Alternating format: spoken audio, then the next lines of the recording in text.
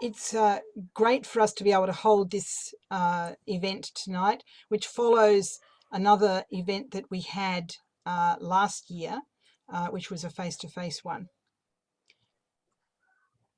The first speaker for tonight is Dr. Michelle Goodman-Jones, who is a GP in our environment and who has a particular and specific interest in transgender health.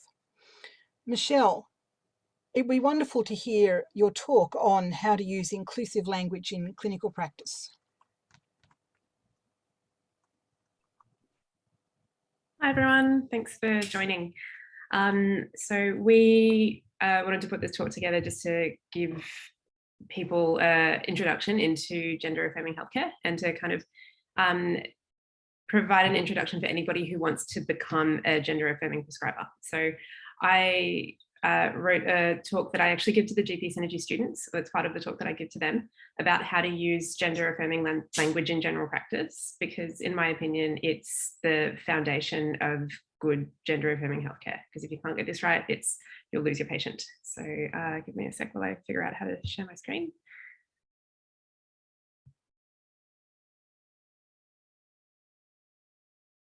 Can everybody see this? Yes, thank you. Okay, cool. So this is a guide on gender affirming language in general practice. So this might seem pretty basic, but it's definitely worth going through. So a pronoun is a word that substitutes a noun or a phrase. So instead of saying, that's Michelle, she's about to cross the road. Well, when I said she's, that's the pronoun. In society, it's a way that we talk about somebody in the third person. The predominantly used pronouns are she, her, her, he, him, his, and they, them, theirs. There are other pronouns that are in use, but these are the most common ones that you'll see. And transitioning. So transitioning, the term transition is a personal process that a person takes in order to live in their identified gender, and so that other people in society recognize this. There is no right or wrong way to transition, and there's no correct order of steps. There's no defined start and not necessarily a defined end. It's that's defined by the person who's transitioning, and there are no right or wrong steps. So there's the major types of transitioning are social, legal, and medical. So social transitioning refers to coming out to friends and family and changing one's name and or pronouns. You don't have to do any of those steps if you don't want to. Legal transitioning refers to changing name and or gender on legal documentation, getting a new Medicare card, passport, and ID. It's really difficult and it's expensive and it's not easy to figure out what the correct steps are. And legally changing your name doesn't necessarily mean that your name is changed on your Medicare card. And so those two things can be different. And you can't assume a person's gender based on whatever their legal documentation says. And medical transitioning. So this refers to gender affirming hormone therapy and certain body modification procedures. So briefly, surgery, hair removal or regeneration, and fillers. And I'm sure everybody already knows this, but transitioning isn't defined by surgical status. And so it's never okay to ask what's between a person's legs unless it's a clinically relevant question. So what is dead naming? So these are the kind of specific things to avoid in general practice. So clinical practice. So use of a person's old name after they have specified an identified name. Always use that person's identified name in their presence and when they're not around. Sometimes we need to use official Medicare details on things like referrals, but that official name only needs to be stated once, and then we should use the person's identified name moving forward. We should never share a person's dead name unless it's necessary. And if a person's legally affirms their name and their name is affirmed on their Medicare card, there's no reason to know what their old name is. And if you ever see it on any of their old blood tests or documentation, just ignore it and pretend it's not there. Misgendering refers to referring to a person that doesn't align with how they identify, and that invalidates a person's gender identity.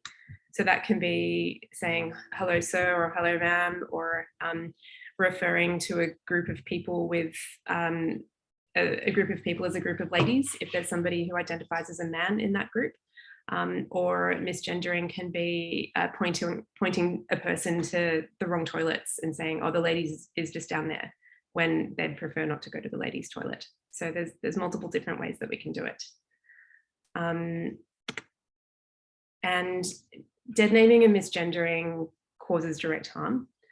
It creates an unsafe environment for patients. It erodes trust in health professionals. We have a cat visitor. It may result in withdrawal from healthcare, and you may never actually see the harm that it's caused to your patients. So if you accidentally get it wrong, just apologize, correct yourself, and try to get it right the next time. Making a big deal out of it and apologizing profusely just makes it worse, and sheds light on what's just happened. And most trans and gender diverse people can tell when you're making an effort. And if someone corrects your language, just say thank you and acknowledge it and move on, and don't defend your error. And do make an effort to use the right language in the future. So this is relevant to us when we're talking about our patients in the third person, because we need to communicate to other health professionals. So as an example, my patient is Amy Collins. Her Medicare card says John Collins. And if, the people in this talk might not be referring for informed consent hormone therapy, but if you were referring, thank you for seeing Amy, these are her pronouns, and this is what the referral is for. For a person who's legally affirmed, this is Sally Smith. Thank you for seeing Sally Smith, a 65-year-old woman, for blah, blah, blah. Or even better, just Sally Smith, a 65-year-old, Sally Smith, age 65. A good point was made that if a person is on gender affirming hormone therapy, their file might, the referral might auto-populate with something that outs them. So they might be on estrogen, and the reason for prescription might say transgender or gender affirming hormone therapy. It's just important to scan your documents for anything that could out the patient or make the patient feel not good. So that's something to be aware of. And in a case where you do have to specify anatomy, this is Toby Lee, who uses they, them pronouns. So this is an assigned female at birth non-binary person with a new left chest and in brackets breast. So we're specifying the anatomy, but we're telling the clinic how to refer to Toby. So please always refer to Toby's breast tissue as their chest tissue, and please perform an ultrasound and an FNA. And if introducing Sam to someone in the clinic, you could just say, hey, please could you take an ECG? Sam uses they, them pronouns, so that Sam doesn't get misgendered as they walk through the clinic. Here's an example of our Alice Street intake form before it went digital. So it's got space for legal name, identified name. A person can specify their own pronoun, so in case their pronouns don't match something that we've got on our system. And this is what it looks like on best practice. So you've got space for birth, sex, gender, pronouns, and I tend to put my pronouns, my patient's pronouns in red so that they're definitely visible. I think that's it. That's all I've got to say. Thanks. Thanks, that was great, Michelle. I encourage people in the audience to ask questions by writing them in the Q&A, and we're very happy to respond during the talk or at the end of the talk. I also encourage you to go looking, certainly in best practice, in the demographics. There's a population space that you saw in the grab that Michelle showed that allows you to specify people's pronouns, and it's not a bad exercise to do that for all the folk. And they also have two different spaces to write a person's gender as well. Very advanced best practice. 3 cheers for them. The next person we're going to hear from is Dr. Portia Pridney. Dr. Pridney is another local GP. We're quite lucky in this area to have such collection of expertise. She has a special interest in providing health care to marginalised populations, and particularly those who identify as LGBTIQ+, as well as in providing weight-neutral and trauma-informed health care. She sees a large number of trans and gender-diverse patients for hormone initiation and ongoing prescribing and other related gender-affirming health care, as well as for their general health care. We're lucky to have Portia to tell us about prescribing hormones under the informed consent model. Portia. Hi, everybody. Thank you so much for coming to this talk tonight, or I suppose being in your lounge rooms or wherever you are, hopefully sitting comfortably. So give me just a moment so that I can share my screen for you for this talk. There we go. Here, okay. Hopefully everyone's seeing the screen okay, but please do pipe up if anyone is not able to see it. And as Linda so kindly advised in her introduction, I'm going to be talking to you today about an important, very important, but also, you know, in the scheme of things, only one aspect of a gender diverse person's care, but an important aspect of their healthcare needs that we can assist them with as GPs. So in my talk, I've got a few sort of learning goals listed here for you to just whiz through. Ideally, I hope that everyone comes away from this with a bit of an understanding of what the informed consent model of care is, what it involves. Hopefully I can help you become a little bit familiar with the different hormonal therapies that are involved in gender affirming care. Recognise when the informed consent model of care might need additional supports or healthcare input for a given patient, or might not be appropriate to use at a given time. To build some confidence and proficiency in communicating with gender diverse patients and clients and meeting their healthcare needs. And hopefully we'll have a lot of people walking away from this feeling confident to become gender affirming doctors and clinicians themselves. Before we dive into it though, I do want to just make a few fairly important points. As I mentioned before we started, this talk is focusing really on one specific aspect of gender affirming care, which is prescribing hormone therapies.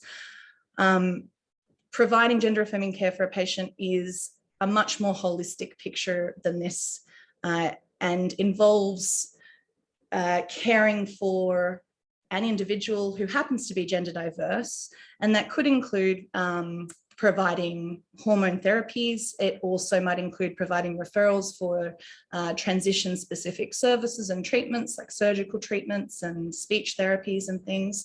But it also involves providing that person with general and preventive healthcare, mental health care if needed, and all of those other aspects of being a GP.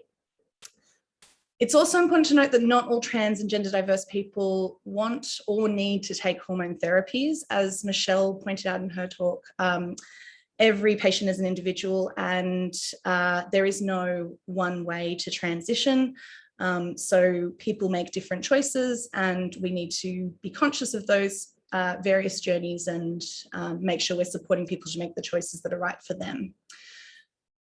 And the third point I just wanted to kind of touch on is that the language that we use around hormone therapies at the moment and classically tends to assume a gender binary of male and female. But as I'm sure we're all aware, gender identities do exist along a spectrum.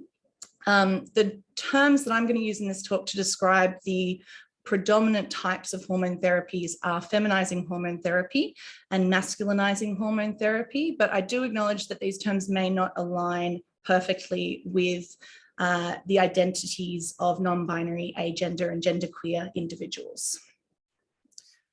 So with all that taken into account, the question is, what is the informed consent model of care? Well, this is a nice little diagram that I found that runs us through in a cyclical way what the informed consent model of care involves, which you can see, I think, on TransHub if you go through the documents there, and I'll talk you through some resources at the end. But essentially, the informed consent model of care is an AusPath, which is the Australian Professional Association for Transgender Health, and WPath, which is the World Professional Association, etc., and community endorsed approach to the provision of hormone therapies for trans and gender diverse people. It's a patient-centered approach to care, and it involves collaboration between the doctor and their patient when making decisions about treatment, taking into consideration a patient's goals and needs, their health history, and any other underlying conditions that require management and support. It involves education, explanation, and discussion from the doctor of the expected effects, side effects, and potential risks and complications associated with the treatment. And it empowers the patient to decide on the best course of action for themselves and their particular needs. And very importantly, it removes a large and often reported barrier to accessing gender-affirming hormone therapy for patients, which is the continuing pathologization of gender diversity as a quote-unquote mental illness. Historically, this has meant that a lot of people, in order to access hormone therapies and other gender-affirming treatments, have had to, prior to accessing those treatments, undergo sometimes quite extensive psychological and psychiatric consultation and input and assessment before they're allowed to start the hormone treatments that will help them affirm their gender. So the informed consent model of care aims to remove that barrier in as many cases as possible. In short, in my opinion, the informed consent model of care is, simply put, providing good medical care for patients. Now, there may be some occasions where the approach to prescribing hormones for a patient might not be quite so straightforward. Obviously, to use the informed consent model of care, it's essential that the patient that you are using that model of care with is capable of giving consent. So that means they must be mature enough. And I've put here over 18 years old, which I'll explain a little bit further in another slide or so. But certainly Gillick competency comes into play, and there are some additional legal hoops to jump through when it comes to gender affirming care. And they also must be capable of understanding the information that you are discussing with them in order to be able to provide their consent. There are situations in which a person might not be capable of providing consent and might need further discussion, assessment, and a bit more time in which you can build and establish a therapeutic relationship, or perhaps find more support for them before you move forward with treatments.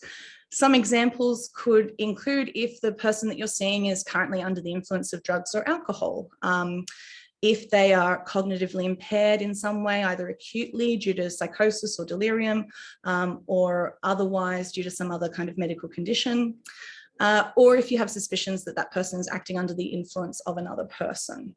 So in those kinds of situations, it's, if you don't feel comfortable that the person you're consulting with has capacity to give consent, then it's probably appropriate to engage extra supports and make referrals as appropriate.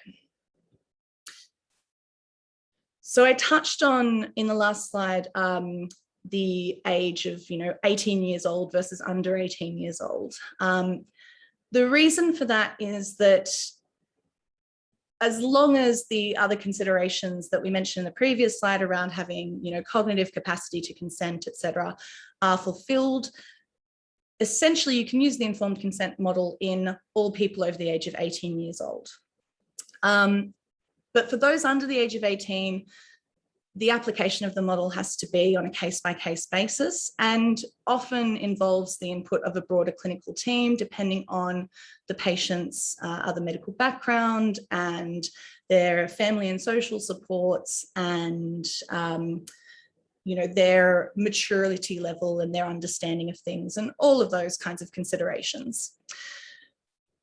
Gillick competence is still applicable when you're assessing someone's capacity to consent, but in New South Wales, and it does differ state to state in terms of the requirements, but in New South Wales, there is an additional requirement that as well as the minor consenting to treatment, both parents also have to consent to treatment. And as you can imagine, there are plenty of situations in which that could put up some barriers for younger people trying to access hormone therapies and other gender affirming treatments.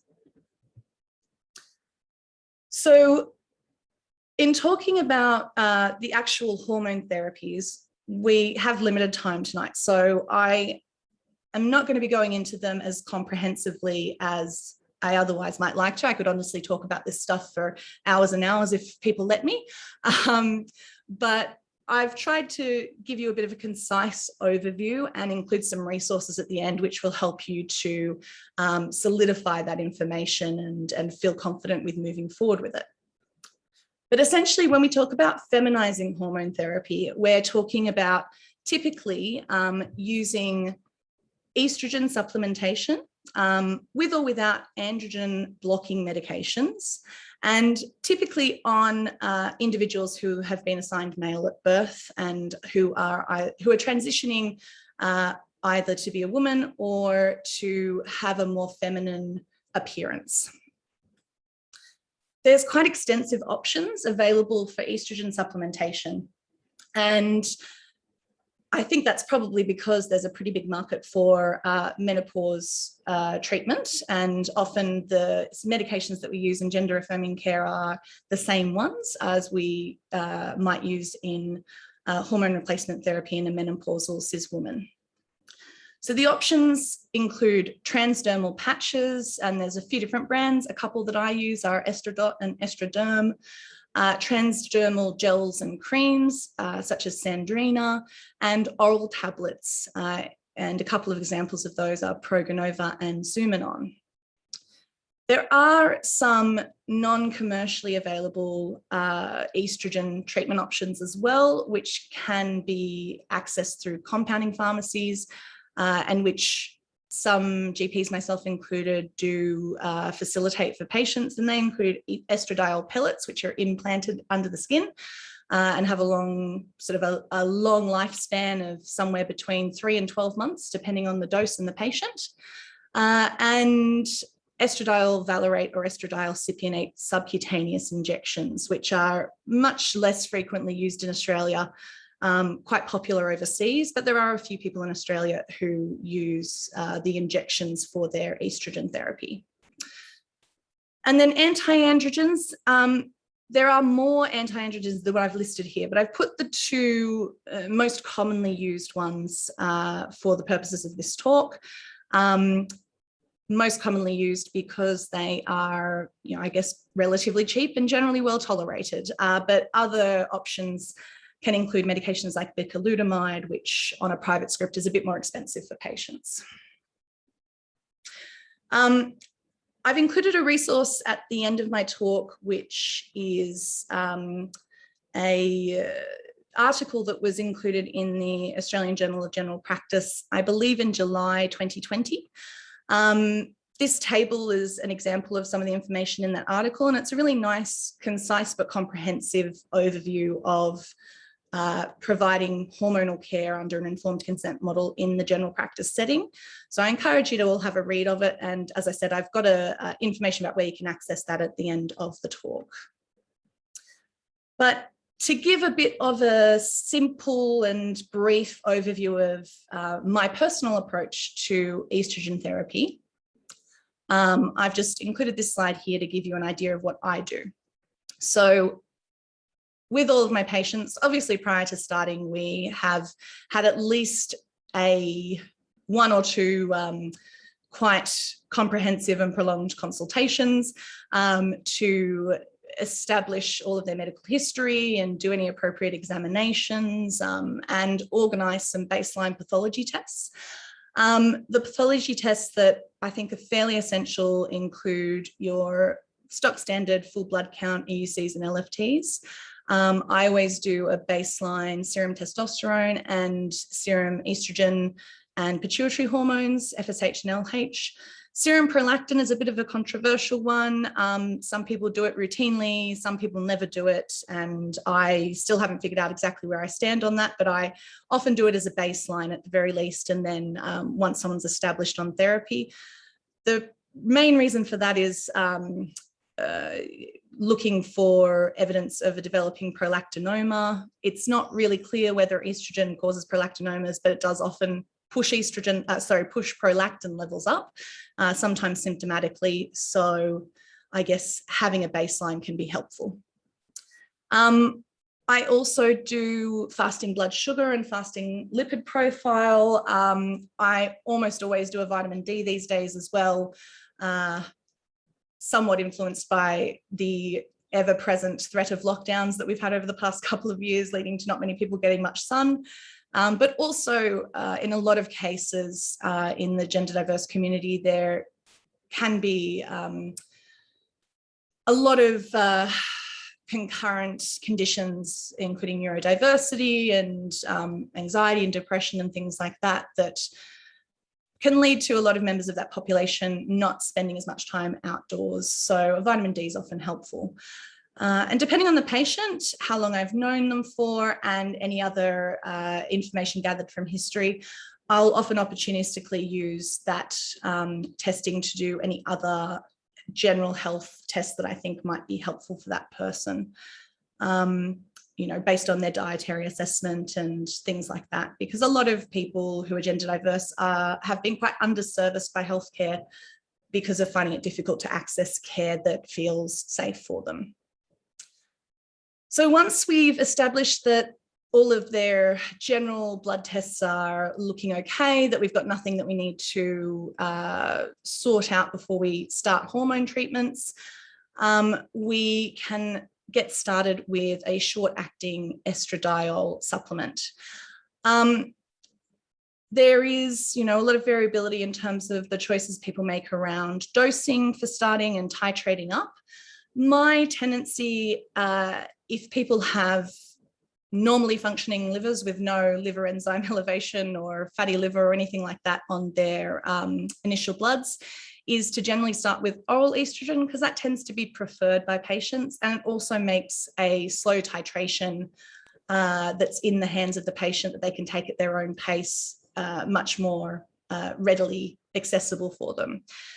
So Proganova or Zumanon are the two products that I most commonly prescribe, and I normally get people to start with a 2 milligram dose once or twice a day, and then titrating up to 3 to 4 times a day between our first and follow-up consults when we do some follow-up blood tests.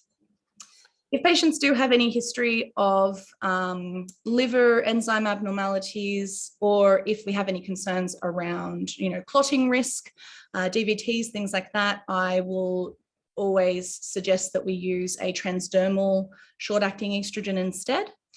I tend to prefer to use the gels, just again because they're a bit easier to titrate and adjust the dose based on the patient's tolerance of it. In that case, we might start with 1 sachet daily and then possibly titrate up to 2 daily after a couple of weeks if they're tolerating it well without side effects, and then follow up. And with the patches, somewhere between 50 and 100 microgram strength patches is a reasonable starting point, depending on the patient and, you know, the speed at which they want to push things along. Portia, you've reached yes. the end of your time. Can you okay, please? All right, so we repeat bloods at 3 months, check in on the patient's response, make some changes there as needed. And if needed, depending on whether their testosterone is suppressed with the estrogen alone or not, we just put in some anti-androgens if necessary, but doses you can find online. Masculinizing hormone therapy is essentially testosterone supplementation. There's multiple product options there as well. And similarly, we do baseline bloods. We start the treatment based on patient preference, and we monitor the levels at least 3 monthly. Non-binary patients is going to be very dependent on what the patient's goals are. So that's what we try and establish initially, without assuming that a patient will definitely want one kind of physical response or another. And these are the resources that you will probably find really helpful. Trans Hub has an excellent sort of clinical, it's got lots of patient information, but it's got a lot of clinician information as well, including lots of introductory modules that you can learn how to set up your practice to be a good gender affirming doctor. AusPath has a website with standards of care, but also links to some other really good resources, such as that article from the Australian Journal of General Practice that I mentioned. And I believe that our next talker will be describing more about the health pathways information to you. Thank you very much, everybody. Thanks, Portia. That was fantastic. What a romp. Our next speaker, in fact, is not about health pathways. Our next speaker is Elizabeth Duck Chong, who is the Acting Manager of Trans and Gender Diverse Health Equity at ACON. Tell us about how things work, Liz. Sure thing. Thanks so much, Linda. I will see how I go in terms of telling you how things work, but we'll give it a red hot go for sure. I'm here to talk a bit about trans affirming care, what that means, how to do it, and to build on the really, really excellent presentations that have just preceded me. I am definitely not inventing the wheel here. This is an area of care that has kind of been built over decades by people working in this area. I've been working in this area for the past 5 years, but hopefully I can, teach you a few things and be available to answer any questions that you have later on. First, I just want to acknowledge that I'm living and working on Aboriginal land at the moment, on Wongal land, and that sovereignty was never ceded. We really love this slide in our presentations of a series of Aboriginal brother boys and sister girls, and I'll talk a little bit more about them specifically in a bit. I'm going to flash past this definition slide because I feel like there's definitely a sense in this audience of having an understanding of trans experiences and identities, but I will make these slides available afterwards to anybody who wants. So these definitions will be here for you. But broadly across our work in the Trans Health Equity team is that we use the word trans to be this inclusive umbrella term that describes people whose just gender is different to what was presumed for them at birth. And that might be they're men or they're women or they're non-binary people or they use different terms altogether.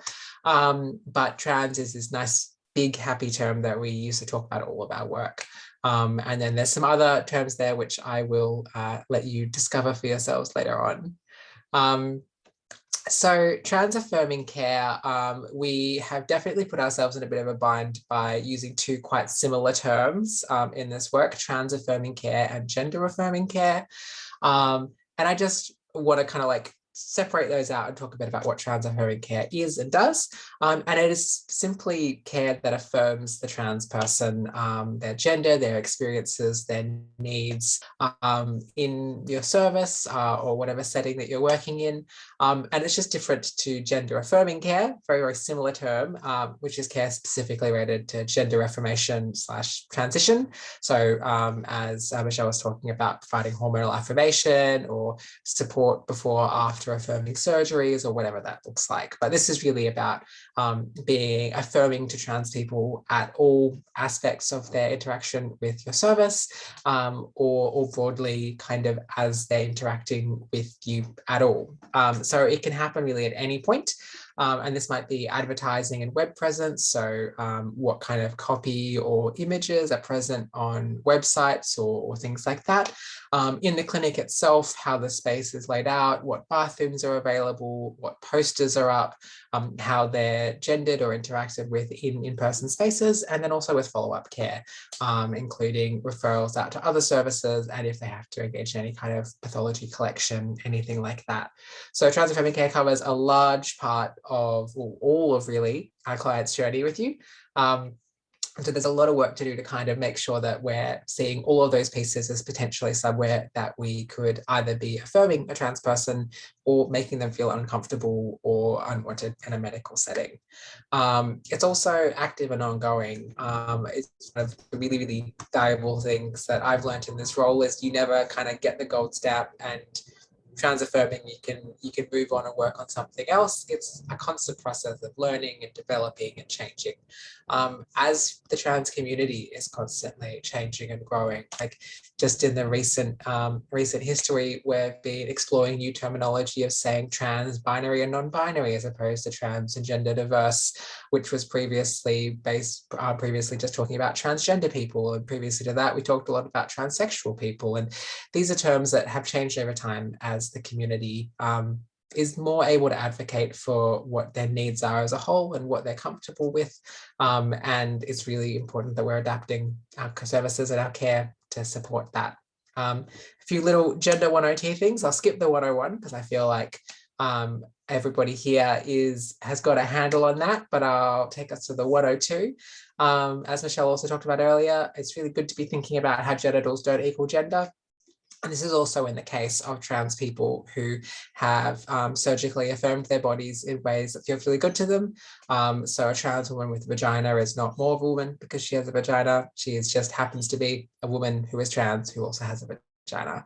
And thinking really expansively about what kind of sex or sex characteristics or labels mean, which is really, we come back to there's something on an ID and then people have bodies and we can treat their bodies. And even if we know someone's gender, not making assumptions about that. It's really valuable to be thinking about trauma-informed care for trans people throughout all aspects of the patient journey, because experiences of services being transphobic can re-traumatize or traumatize people, and can lead to them stopping accessing services, feeling unsafe, and ending up having health needs not cared for and not addressed. And we unfortunately see that borne out in research when people have negative experiences of transphobia or things like that in healthcare, they don't return, and their health outcomes suffer. And finally, gender presentation is just a single aspect of a person's gender experience, whether they're trans people or cis people, which is people who aren't trans. We can all be masculine or feminine or androgynous or somewhere in the middle of that wonderful wobbly area, and that doesn't make us the gender we are. We're the gender we are because we feel that way, and that's who we say we are. So a little bit about the T. We've talked a bit before about LGBTQ+, which is lesbian, gay, bisexual, transgender, queer. The plus accounts for a lot of other experiences, identities as well that fall under the umbrella, and really try and encapsulate a very diverse and exciting community. But when we're talking about T, we're talking about diverse genders. And so trans people may also have a diverse sexuality. Trans people can be straight, they can be gay, they can be lesbian, bisexual, pansexual, queer, or something else entirely.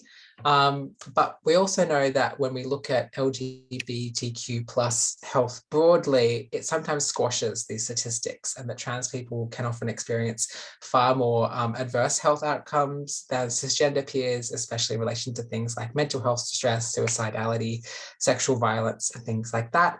And we see these experiences even further impacting trans women of colour, trans people of colour broadly, and Aboriginal trans people.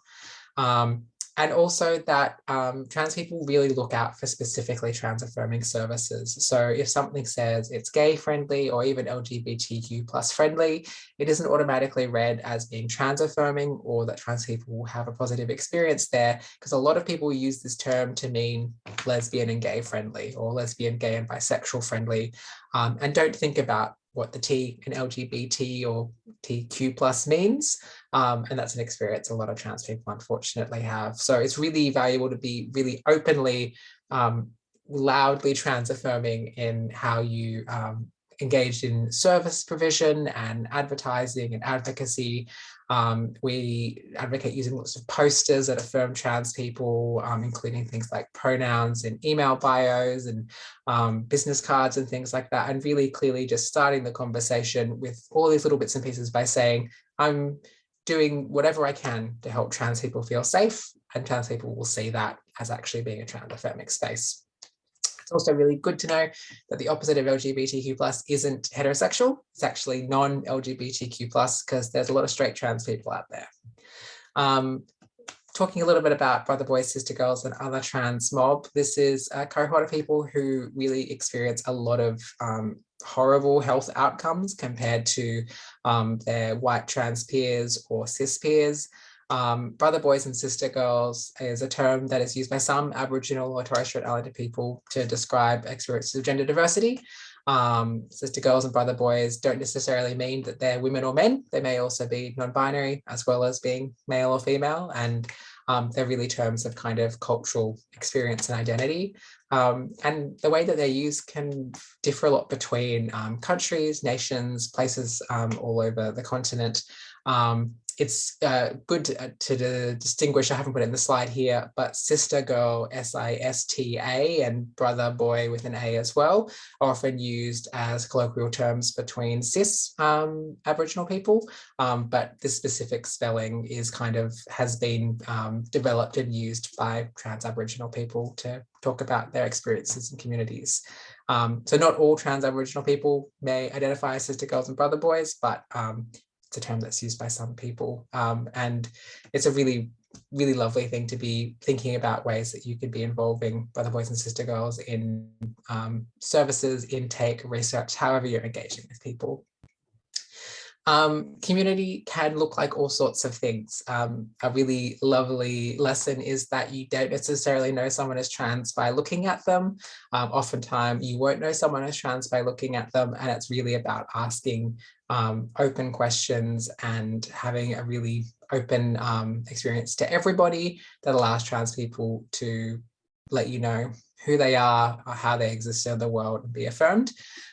These are some community members that you might come across in your services. I put together a few examples here. On the left, we have Hannah, who is a cis woman. Her pronouns are she and her. She is a woman and she is cisgender, which means that what they put on her birth certificate totally still works for her. And she's a lesbian. Next to her, we have Claire, whose pronouns are she and they, and she is also a woman, but she's transgender, so she was presumed to be male at birth, and Claire in this instance is heterosexual. And then we have Alex next to Claire, who is a man who is also transgender, and he's a gay man. And so often when I kind of present these case studies to other groups, we talk about kind of specific sexual health needs, because you know, in this instance, Alex is a gay guy having sex with other men, both trans and cis, and so talking about exactly what that means to him and how we can be affirming him in healthcare may look a bit different to gay cis men, but also will look very different to straight trans men or trans women or other groups like that. So his circumstance will be really specific and allow us to provide really accurate care. Then beside him, we have Phoenix, whose pronouns are both they and she. And Phoenix is non-binary. Phoenix is transgender and was presumed to be male at birth, and is pansexual.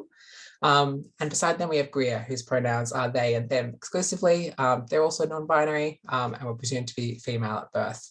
And so these are just some of the people that you may come across, and we're not necessarily able to tell who they are by looking at them, and that's why we can ask really beautiful, informed questions, such as how we collect data. And again, Michelle, you beat me to the punch on this.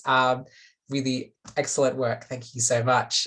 We really love the new ABS standard of kind of the two-step question around gender collection, whether that be on intake forms or research and data practices or surveys online or however this is.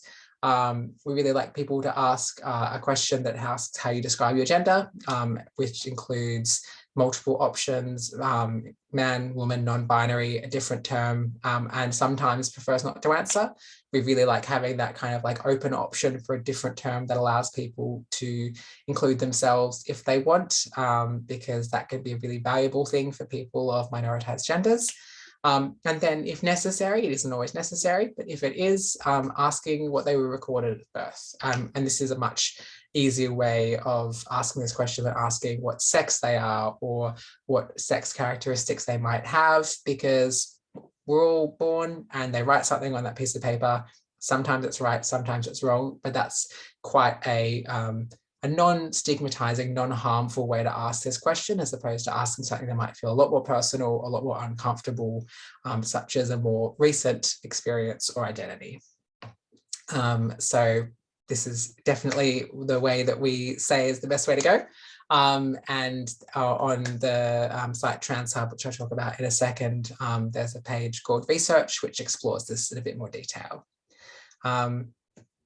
Talk a bit about TransHub now before I let you get to the rest of the evening.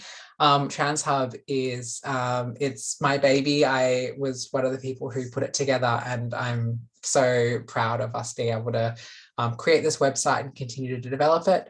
It's a platform of information for affirmation and healthcare information for trans community, for their allies, and for clinicians who work with and support trans people.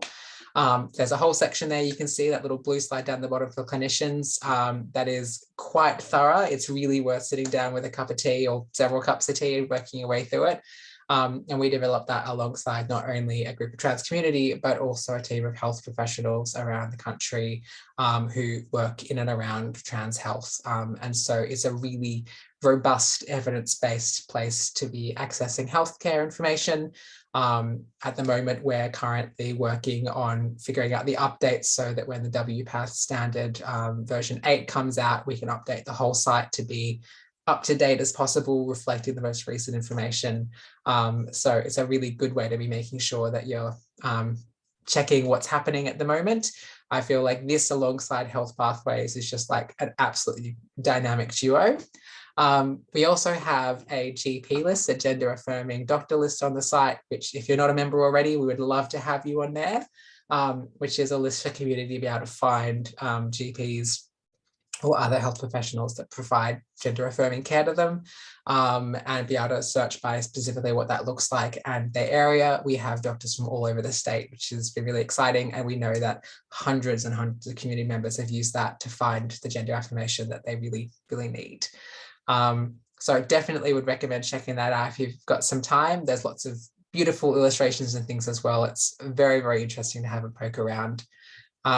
And finally, I'm going to spruik a little program that we've just launched in the past couple of weeks, which is called P4T. So I've been leading a small team to develop this. It's a peer navigation program for trans people in the state. It's free telehealth peer navigation for all trans people over 18 in New South Wales. Trans people can apply themselves. You can refer them into the service directly. It's a really, really nice way to connect trans people in with other trans people and people who have a sense of what they're doing and how to support them. And we're just there to have a yarn, help them with gender affirmation stuff, help them connect in with other services that are trans affirming, and really just hold some space for them. So we've been going for a couple of weeks. It's pretty new, but we're really, really excited to see any clients who send our way. And then, yeah, I just want to finish up by really talking and reflecting on the fact that trans community are extraordinary.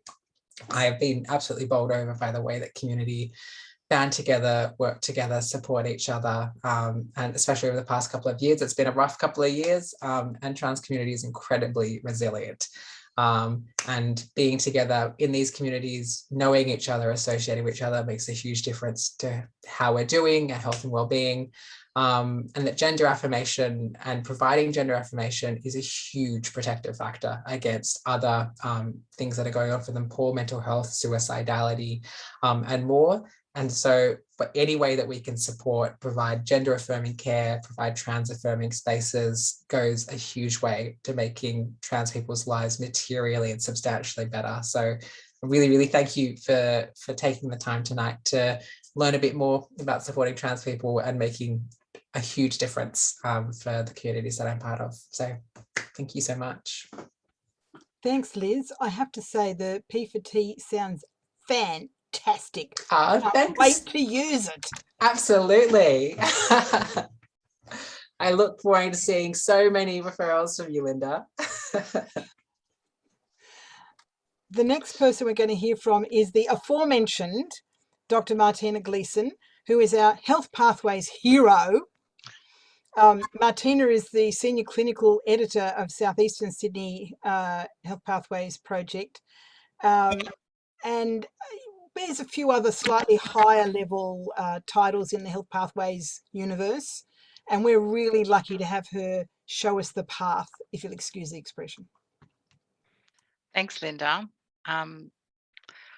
I'm concerned that my screen has frozen, but let's see how we go.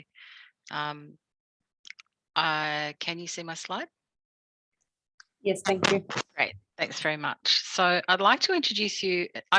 My job is to help you know where to find some of the information that you've heard tonight when you're back in your surgery and you've got someone in front of you and you want to find some quick information that will be helpful. And also this information is helpful for people who really want to get more skills and knowledge to sort of dive deep as well. So that's hopefully everybody here is familiar with health pathways. Here in Central and Eastern Sydney PHN area, we have 2 health pathways teams, the Southeastern Sydney Health Pathways, which I'm the clinical lead for, and the Sydney Community Health Pathways team, which Kate George is the clinical lead for.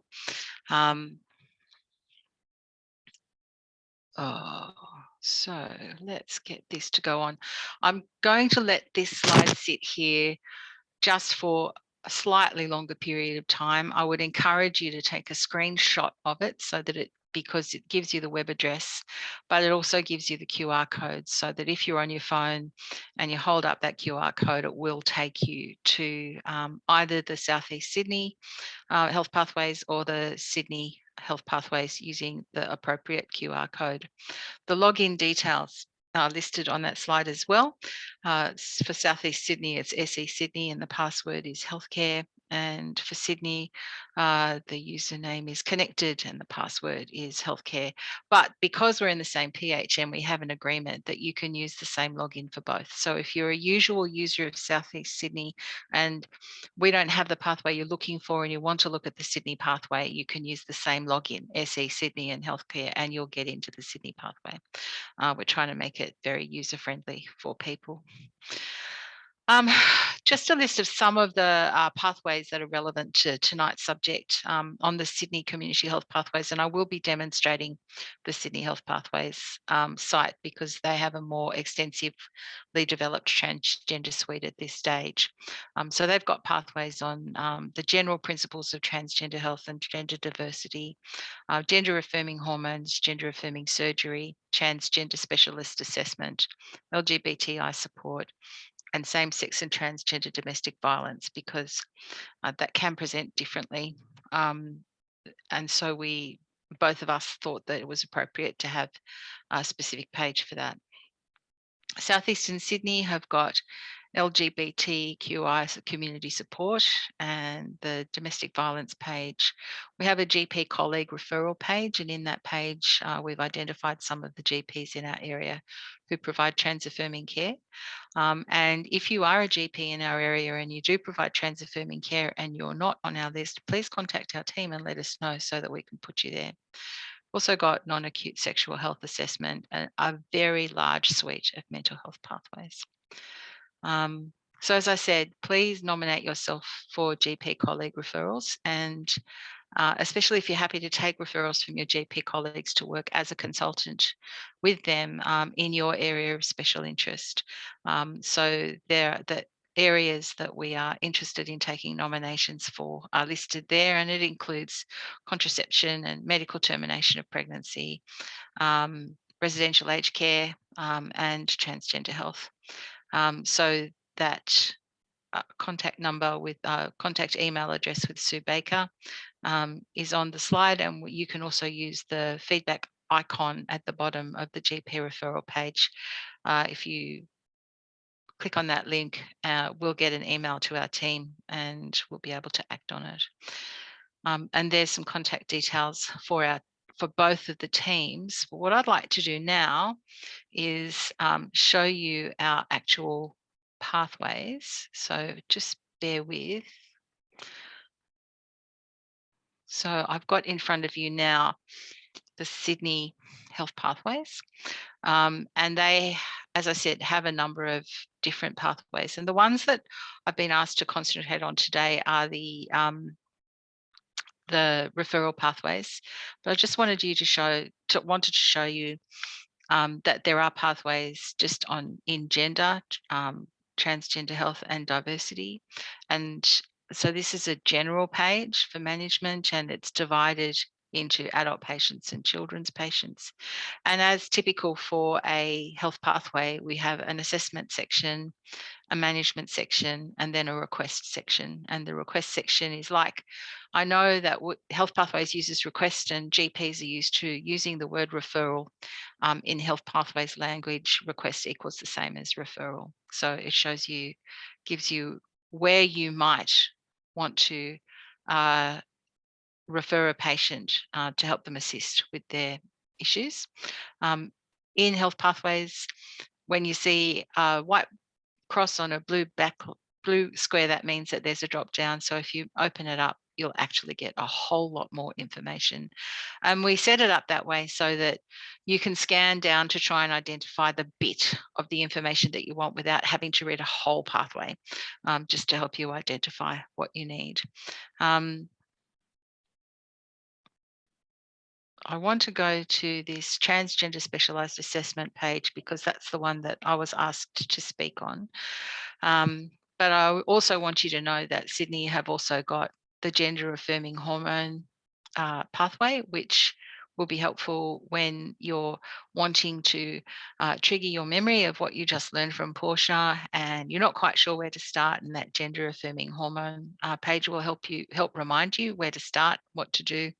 And also the gender affirming surgery pathway, which explains some of the surgeries that transgender people might choose to have to help affirm their presentation, and where you might find the people that will assist with those goals.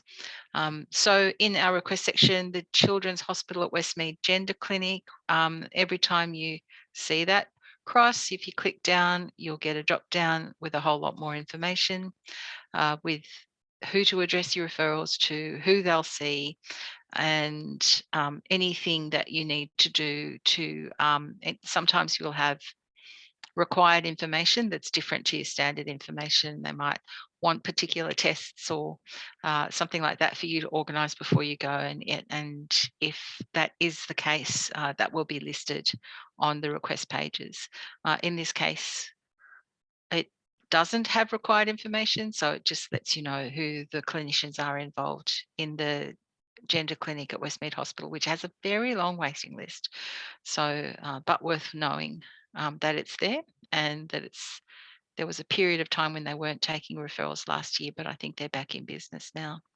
Compounding pharmacies, there are 2 compounding pharmacies in New South Wales, and I'm not sure that there are many in Queensland or Victoria either.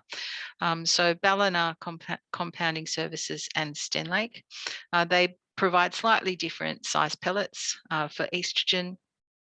The Ballina ones are slightly wider and shorter and more compact, and the Ballina ones are slightly longer and slimmer, and the Bondi ones are slightly shorter and more compact. And some patients will have a preference and some won't. You need slightly different trocars to insert them. And just a tip, at the moment, neither of them seem to be coping particularly well with e-scripts. And so I am still having to use paper scripts that the patient takes a photo of and sends to the pharmacy, and then sends them the hard copy because they haven't found another way of managing. So then you've got a list of endocrinologists that see transgender patients and child and adolescent ones, which is helpful.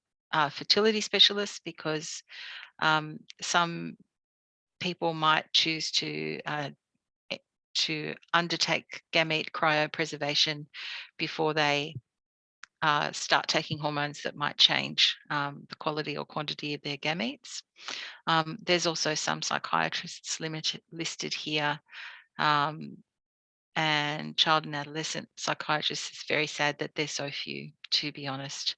And like, I'm not going to take you through more of that, but just to give you an idea of the type of professions that can be recruited by us to be part of the team in helping our patient affirm their gender: surgeons, speech pathologists, special interest GPs, sexual health clinics, psychologists.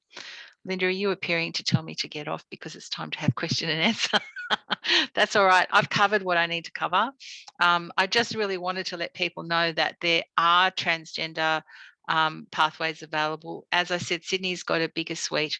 I did want to point out, just in my 30 seconds left, you wouldn't think to look at a page called Social Prescribing Support for anything to do with transgender people necessarily, but we at Southeastern Sydney think our social prescribing support page is quite extensive and very good for lots of people. But we have tried to list support for specific populations, but we went to a lot of effort to try and identify organisations in Sydney, and especially in Southeastern Sydney, that would provide social support to people from the LGB and especially the T community. So you never know, you might find a little gem there when you're dealing with a transgender person who's very socially isolated and you're trying to help them find a safe place to enter into community. So Linda, you can have the screen back, and I'm happy to participate in a panel discussion. Thanks very much, what's her name, Martina? Yeah, that's it. I invite the speakers to join the panel, and while that's all happening, I also invite the listeners to send us some questions. Waiting for that to happen, I have a couple of questions for the panel, which I hope might stimulate some conversation. The information in Health Pathways is, here is what happens, this is what you do. If you read medical textbooks on conditions, we often do have information about what happens if you do the process, and then what happens if you don't. What is the outcome if you start hormones and then for one reason or another, either you can't get them because you can't afford them, and I've got non-Medicare owning overseas staying people here who've had exactly that trouble, just couldn't buy Sustanon or Estrogen. But I've also had people who go on and off their own decisions about whether they want hormones. Could you people with all your experience just reassure me about what the medical implications are of intermittent hormone use? Michelle. Hi, me first. I can't say that I've seen much research on it. I've got a lot of patients who've jumped on and off at various times. I've seen them be healthy. I've seen them, patients do best when they feel in control of their destiny. And so if their desire to go onto hormones is supported, they generally do well. And then when they, if and when they want to stop hormones, if the doctor doesn't approach that request with any kind of disdain or like, how did you, you weren't trans in the first place or any of that stuff. Like if the care is always patient-centered, in my experience, and I haven't been doing it for that long, it's only been a couple of years, patients generally do better. They're supported. So that's my best answer. I can't say that I can back that up with hard science. I'm thinking as well about people who would like to be continuous in their use, but for one reason or another have not been able to. So Portia, do we need to think about bone densities for people in this circumstance or something like that? Look, that's something I'm always considering in any of my patients on hormone therapies. I think that, again, as Michelle said, we don't actually have the research in this area to tell us what the consequences are, if any. And I think that the question is probably a bit too complex to really get a definitive answer around that, because obviously, as we've talked about, people's journeys are very unique and individual. And how do we quantify someone who goes off hormone therapy once for a period of a few years and then back onto it versus someone who goes on and off multiple times throughout that period? I think it'd be very logistically challenging to get that information in a really reliable way. But I want to second what Michelle has said, is in that in my experience, and again, similar to Michelle's, only been doing this for a few years, but fairly intensively over that time. The most important and valuable thing that we can be for our trans patients is a support, a provider of information, and a provider of resources and facilities for them to be able to feel empowered in making the decisions that are best for them. And a lot of people, you know, not a lot of people, but there are many circumstances in which someone might, through their own choice or through external pressures that aren't of their own choice, not continue their hormone medications for a period of time or long term. Whenever I start someone or initiate hormone therapy for someone with their input, one of the things I always talk to them about in that process of getting informed consent is reassuring them that the decision whether or not to start hormones, whether or not to stop hormones, when and if and how is completely up to them. And I'm just there to facilitate that by helping them understand as much as we know what the potential implications of that could be. The other thing that I guess is worth talking about in the context of people who might struggle in wanting to take their hormones but be unable to access it because they are, for example, moving overseas, a really good option in those circumstances could be looking at your longer acting hormone treatments. So I actually have at least one patient who does live overseas.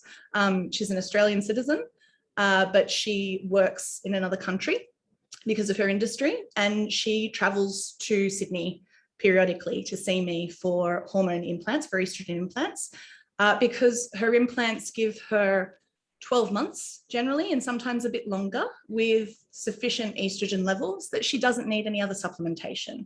And so in the country that she's in, it's not really possible for her to access hormones, but she can access it in a way here that allows her to maintain her health while she is away. So there can be workarounds. I guess it's just a matter of finding out what's really important to that patient and talking about the options that are available and doing our best to support their choices.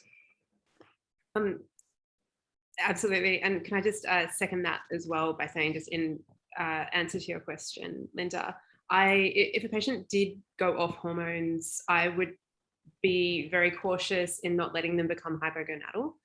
So my rule for my patients is you have to have sex hormones. Like, you know, it's a physiological rule. It doesn't, like, you can choose which one, but long periods of hypogonadism can result in a raft of adverse health outcomes. So if they either have had if they've had surgery that's removed their gonads, or if they can't produce endogenous sex hormones on their own, they'll need to be on some kind of supplementation. Yeah, look, I'll take that one tiny step further.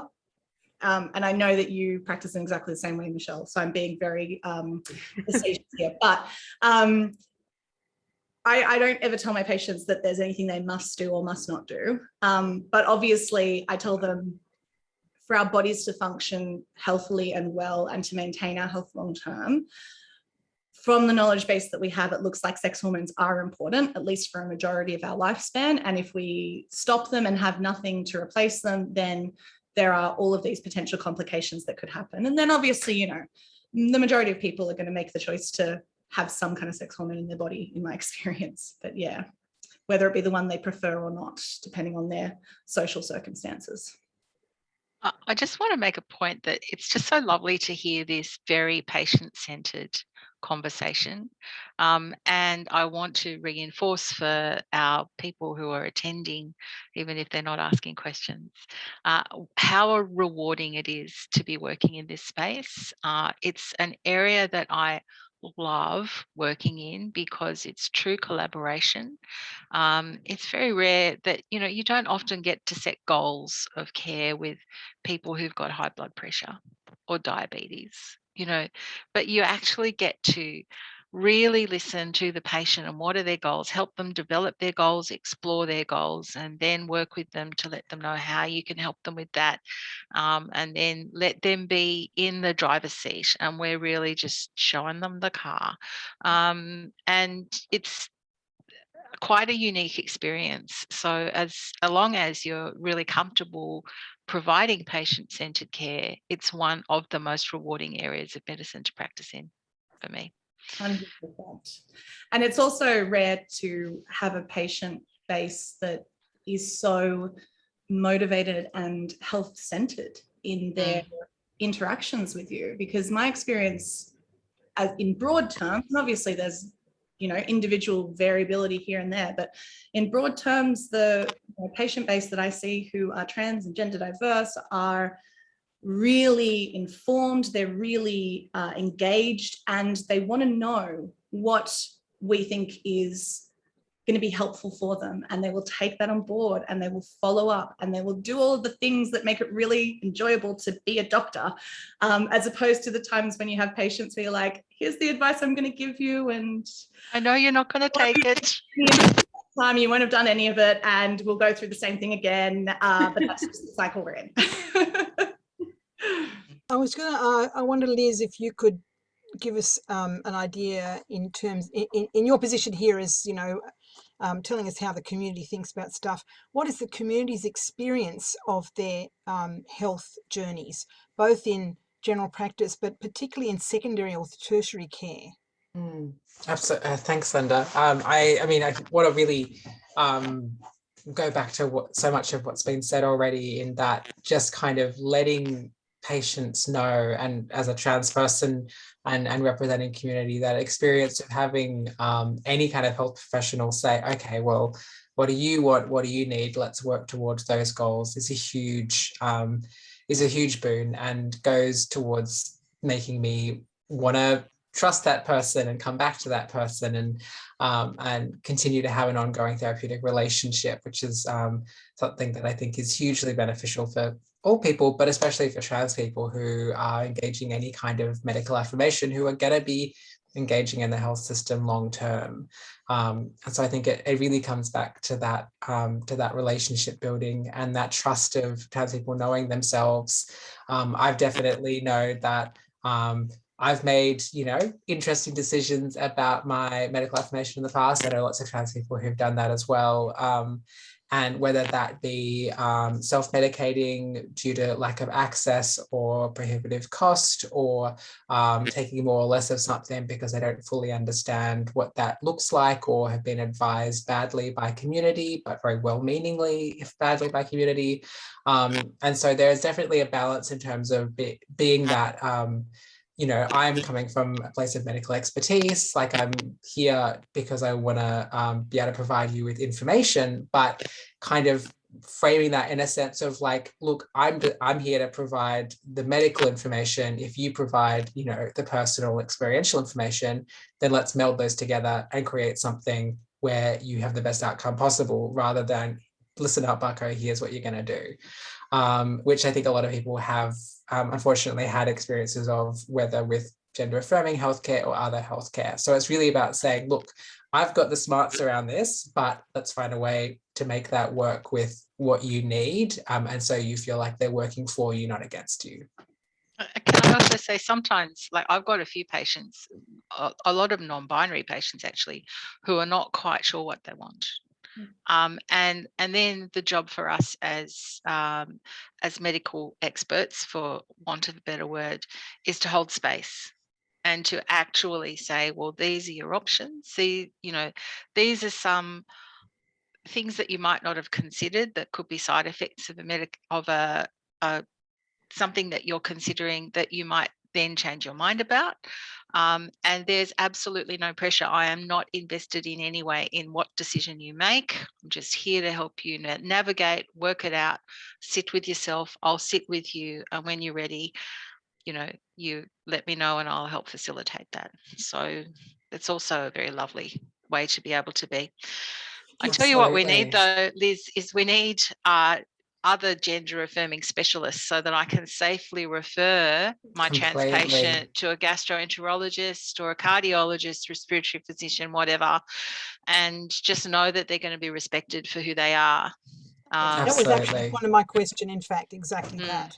Massive bottleneck in care, because we're seeing, you know, more and more GPs stepping up to the plate and being good doctors and doing the training and learning the stuff they need to and putting themselves out there. And then, you know, we're sitting there in the rooms going, okay, well, I've done everything I can, but this is something that really now needs a cardiologist involved. And then you're like going through your list, oh, what do I know of that? Have I met them in a way, have I spoken to them in a way that tells me that they probably are, you know? Yeah, sometimes it's just worth sending it, like picking up the phone. I was very surprised by a local gastroenterologist. I really wasn't expecting them to be as good about just, I mean, it's not rocket science, but it was, my patient came back saying it was easy, it was no big deal. It's like, okay, good. You know, And can I sing the praises of the Lifehouse Colposcopy Clinic for trans men who still have a cervix and who can have very interesting cervical screening, pap smears, all that kind of stuff. The Lifehouse are stunning in my experience. I don't know what you think, Liz, but got it under control. I'm so glad to hear that. there's a question. Oh, are you going to ask it, Linda? Oh, where is the question? Oh, there's a question from Margot. She's asking if you'd feel comfortable talking about domestic violence presentations in transgender people. Yeah. And I don't want to focus on it, but I do think it's important to acknowledge. Absolutely. No, I'm very happy to touch on that. I think it's just, it's one of the issues that kind of keeps coming up through kind of broader community research, that trans people across all gender experiences experience domestic and family violence, if not at similar rates to their cisgender peers, at higher rates in some instances. And that those perpetrators might be cis and they might be trans, and that there's just a lot of complexity in what that means for community. Like we see that especially in around accessing support services that are often really gendered in both their approach, but also their specific funding. Like I've done a lot of work talking with, DFE support services that are often restricted by how they're actually funded to affirm people, which in the instance of trans women is often quite easy, in that trans women are, legally women when accessing any services, including DFE services. But for non-binary people, no matter what their presentation, for trans men can get a lot more complicated, and both in terms of how they will be accepted into a service or not, whether or not they feel comfortable accessing particular services. And so there's a real gap there. And we're seeing that gap often be filled by other healthcare providers, counsellors, GPs, any other kind of doctors who are just providing kind of like general care and support around DFE presentations, because people don't feel safe to go somewhere else.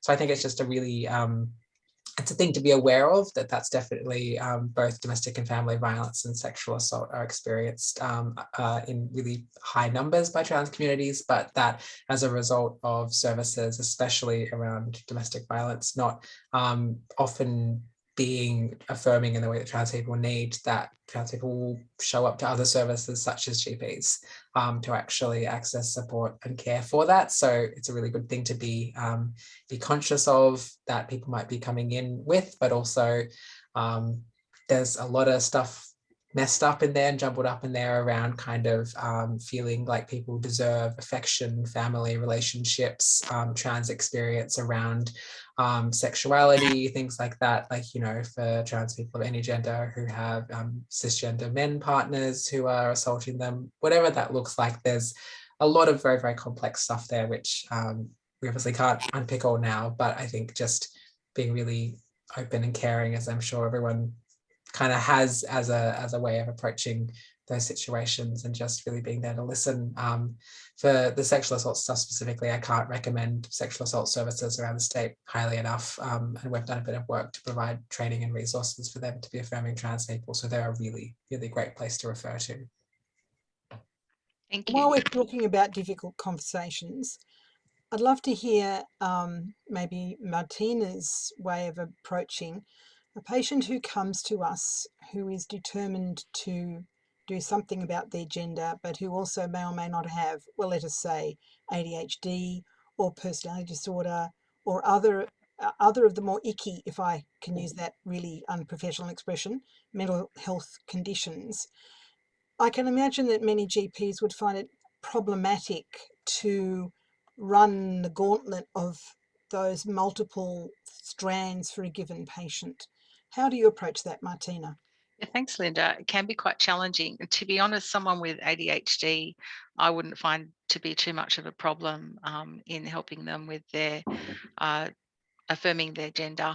medical interventions because they're clearly capable of giving consent. They have capacity. It just might take a little longer to explain things, and I have to work out how they learn. So, you know, do they learn by listening? Do they learn by reading? Do they learn by watching videos? And work out a way of making sure that they've been able to take on the information in a way that suits their learning process. And I use a method called teach back a lot of the time, just where I ask the patient to tell me what they understand from what I just told them or what I just presented them, or catch up with them and what do you understand from what you watched, so that I hear from them that they do understand part of the education process. So ADHD, I don't find difficult. I've got a few challenging situations, people who are on the autistic spectrum, not very good at communicating. That can be challenging with their presentation. Not all, but it can be challenging for some. I've got quite a few people with eating disorders, and the eating disorder is actually being used in some way to control the body that they don't feel that they have control over. And if you've got an eating disorder and other medical comorbidities and you're trans, it's really hard to, I think my approach is just to try and tease out what's going on and work out what I can do to help the patient, what are their priorities, and help them with their priorities. So, for example, I've got a non-binary trans patient who was very dysphoric about their periods, and so their anorexia was working to keep them amenorrheic, and they were very reluctant. They'd sort of got past the point of needing to restrict from the point of view of relationship with food, the psychological point of view, but they were very scared to gain enough weight to stop being amenorrheic. So we organised a Mirena insertion for them under sedation in a clinic, because they're also very dysphoric about their bottom. They didn't really want to be conscious when anyone was down there. And so that created safety for them to then gain some weight to help address their anorexia.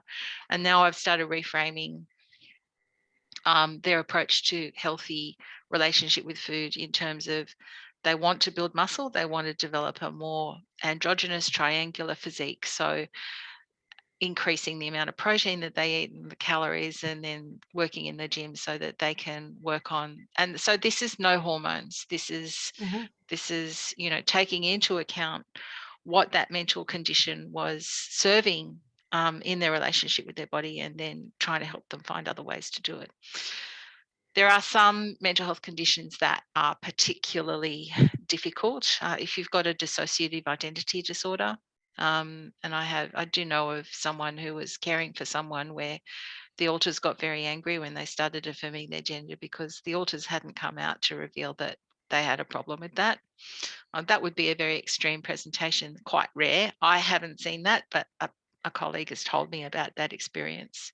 And people who are psychotic, because if they're psychotic, they can't really give proper consent until they're not psychotic.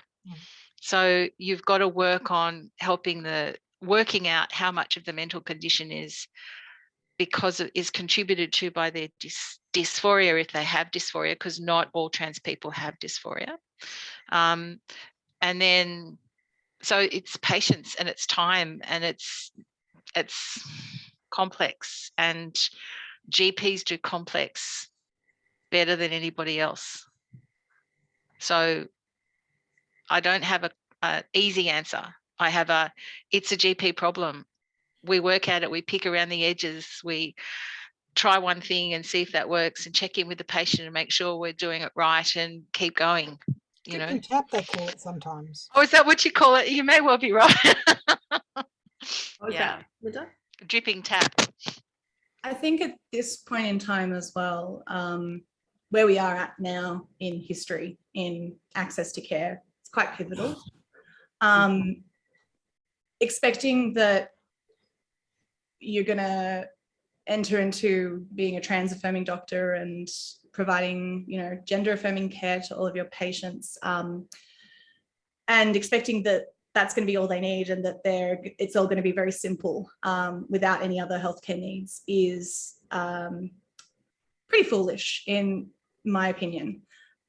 I don't think many people are simple without, other stuff going on and needs and things. And it is pretty well documented that within the trans community, there is a lot of neurodiversity. There is a lot of concurrent mental health struggles. There is a lot of trauma.